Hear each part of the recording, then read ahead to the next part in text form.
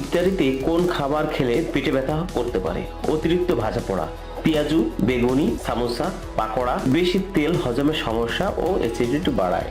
অতিরিক্ত ঝাল ও মশলাযুক্ত খাবার গ্যাস্ট্রিক ও পেটে জ্বালাপোড়া তৈরি করে। সফট ড্রিঙ্ক গ্যাস, ফাঁপা ভাব, অস্বস্তি বাড়ায়। ফাস্ট বার্গার, ফ্রাই, পিৎজা, ভারী চর্বিযুক্ত খাবার হজমের সমস্যা করে। অতিরিক্ত মিষ্টি খাবার, জিলাপি, মিষ্টি, শরবতে বেশি চিনি, হঠাৎ ব্লাড সুগার ওঠানামা ও গ্যাস হয়। খালি পেটে চা বা কফি অ্যাসিডিটি ও পেট ব্যথা বাড়ায়। খুব ঠান্ডা পানি বা বরফযুক্ত পানীয় হজমে অতিরিক্ত সমস্যা তৈরি করতে পারে। পেট ভালো রাখতে কি করবেন? খেজুর ও পানি দ্রুত শক্তি দেয় ও শরীর হাইড্রেট করে। ফল ভিটামিন ও ফাইবার সমৃদ্ধ। লেবু পানি, ডাবের পানি শরীরে ঠান্ডা রাখে ও ইলেকট্রোলাইট দেয়।